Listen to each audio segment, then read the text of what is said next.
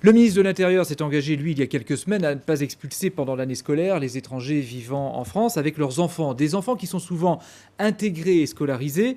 La semaine prochaine, le gouvernement doit dévoiler sa réforme de l'immigration. La gauche estime que chaque cas doit être évalué en fonction des situations personnelles. Le Conseil général des Côtes-d'Armor a décidé d'attribuer une aide financière pour les étrangers en attente de régularisation définitive. Charlotte Patron, Fabien Delory. Hussein est arrivé de Turquie en Bretagne en 2002. Débouté du droit d'asile, il reste 2 années entières sans ressources et sans le droit de travailler. Depuis le mois de novembre, il perçoit l'allocation de subsistance, 483 €. C'est peu, mais indispensable lorsqu'il s'agit de nourrir sa famille.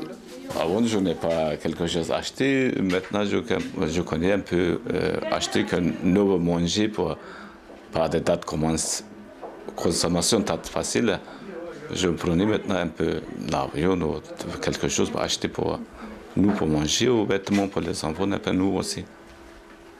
L'allocation de subsistance et l'accès au logement font partie du nouveau dispositif d'accueil des déboutés du droit d'asile.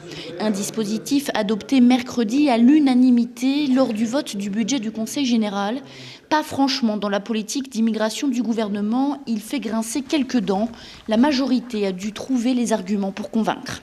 Le Conseil général, s'appuyant sur un article du Code des familles qui dit que toute personne de nationalité française ou de nationalité étrangère, ayant ou n'ayant pas le droit d'asile, mais vivant sur le territoire, a le droit à une aide dite de subsistance. Et c'est cet article-là que nous avons appliqué hier pour élargir, et nous y avons inscrit les crédits.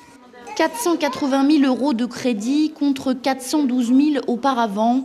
Les associations qui soutiennent les demandeurs d'asile se réjouissent car elles ne pouvaient plus faire face. Les familles qui avaient des enfants et qui étaient déboutées n'avaient absolument plus aucune ressource, donc rien pour vivre.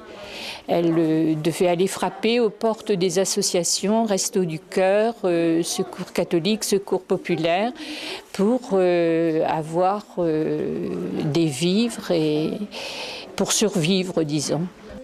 Une quarantaine de familles devraient bénéficier de cette allocation de subsistance et d'un accès au logement dans le département.